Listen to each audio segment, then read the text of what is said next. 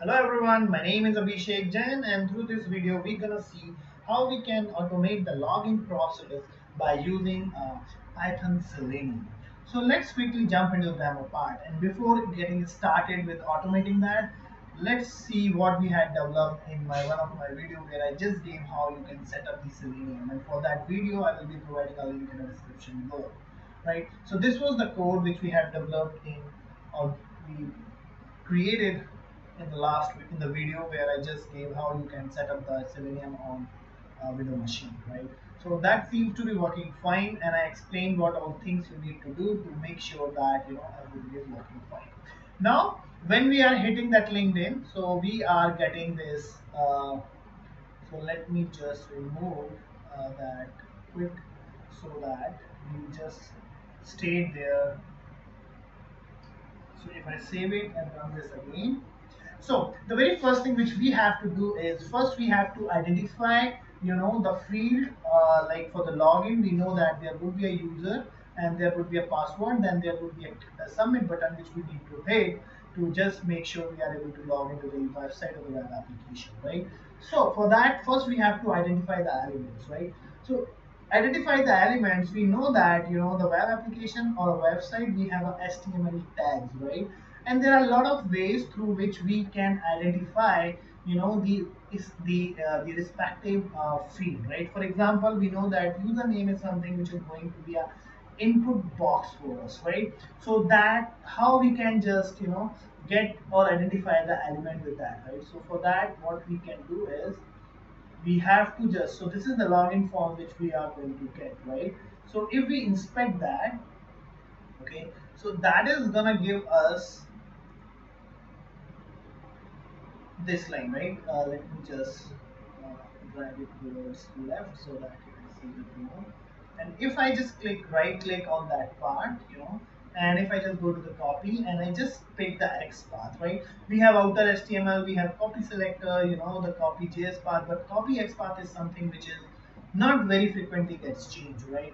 So for username, what I'm gonna do is,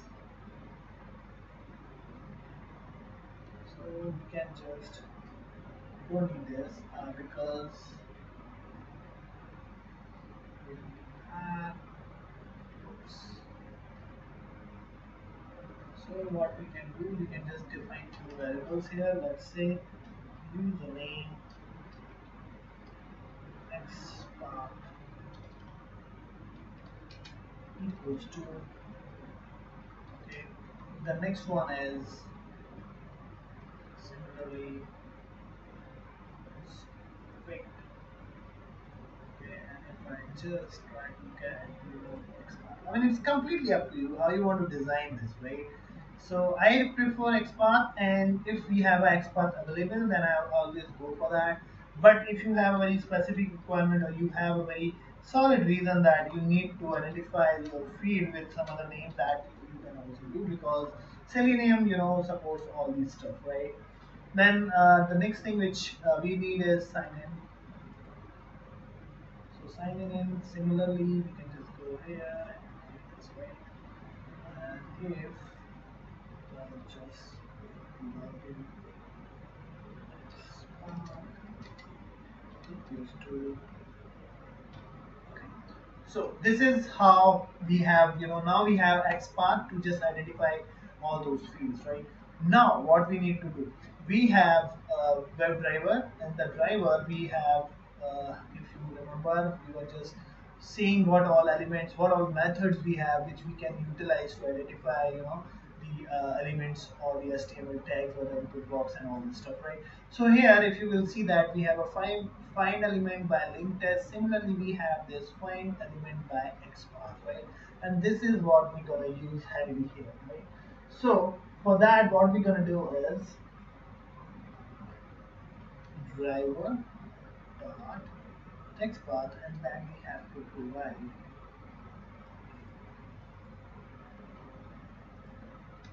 okay. So let me just use the same name instead of XPath. If you can use any name, whatever the name you feel like. And if I just copy this, just press.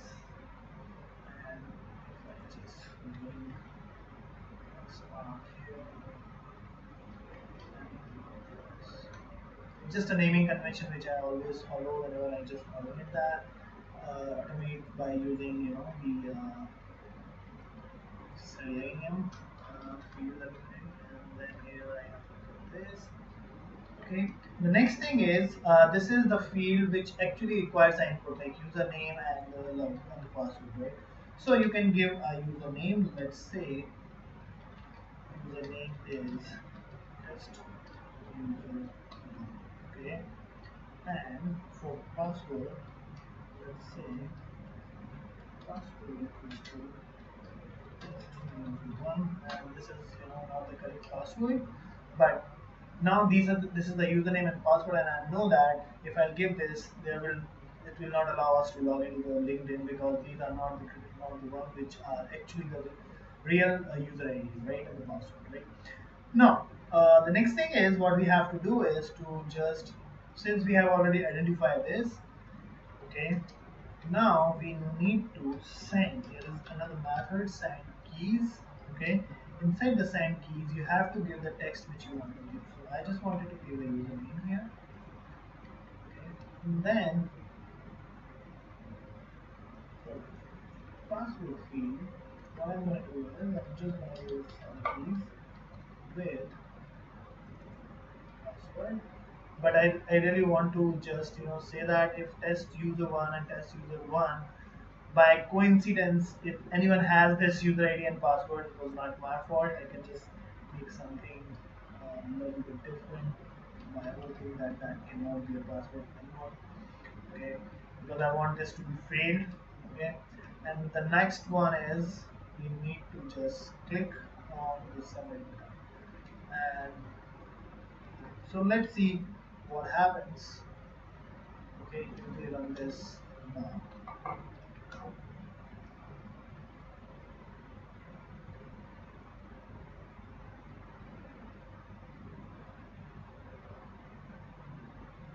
So we get into some error. So don't worry, we'll fix it. No such element, unable to locate the element, and all this stuff. So there could be a possibility that it is trying to get those fields which are not yet loaded by the uh, so because first what happens is the static part comes, and then we get some JavaScript, all those some dynamic data which gets populated. So there is always a good way to put some kind of weight, right? There are two kind of weight, implicit weight and explicit weight. So we will not go into that detail for now, but what we can do is to introduce a weight. We have Selenium dot WebDriver support dot UI import. We have web driver wait. Okay, so what we're gonna do is we are going to utilize this, and this require the driver. Then the next one is up to how many seconds you want to wait, and then we can use until method. What it's gonna do is it is expecting a function which will identify and return that. So for that, what I'm going to do is I'm just going to write a lambda function. So lambda function is basically an anonymous function which we can utilize, and through which we can just pass any number of argument, but it is going to be returned only with one value, right? So lambda is driver, which is the input of the arguments, and we are passing this here, right? So what I have to do is I have to copy this, okay, and this. Okay. We should be fine now. Okay, so I think one more thing which I wanted to do here is I just wanted to maximize this route. So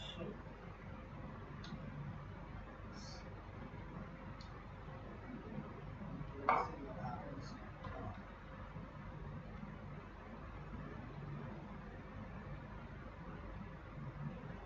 And it's really interesting thing to learn this, because sometimes things will work, sometimes things will not work. Okay. and you can just keep doing it, and whenever you get into the error, that then you will take that as an opportunity, that you will now get the opportunity to fix the issue, right? So what we are getting is, we are now getting a timeout exception. It means that, some fields which are not, we are not able to, find them. So again, let's inspect that again. This is the field which we wanted to inspect. Okay, so if I go inside again, let me just copy again the Xpath. Okay, and I just come back here. Let's this time we have a different one. Okay, no issues. Maybe we just made some mistake in inspecting that. Okay, we were not maximizing that, but now we are getting a different copy as path. So I just, oh, this time we are not getting a different one. Oh, awesome. And then we have a sign in button. So if I inspect that, and let me just copy the Xpath for that, and let me just change this. Okay, so now we have a different, the Xpath. Okay, and let's see what we having. Let me just close this manually, and once it works, then we will, put that quit or close accordingly. So I think now we should be fine. Let's see what happens. And still, if we face that timeout exception, then we will handle that timeout exception by, putting this logic inside to try and accept, and let's see what happens. So it's maximizing. Okay, now it will wait for 10 seconds. Okay, and then let's see what happens.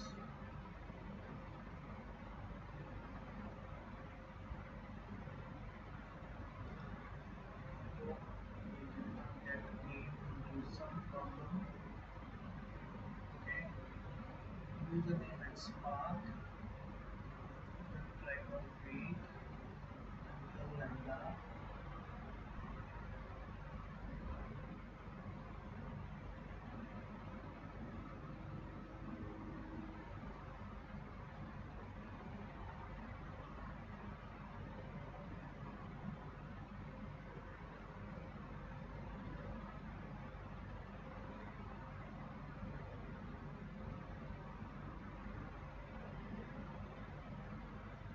Maximize the window here.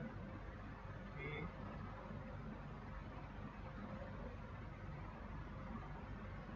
Let me just move this to place, and let's see what happens.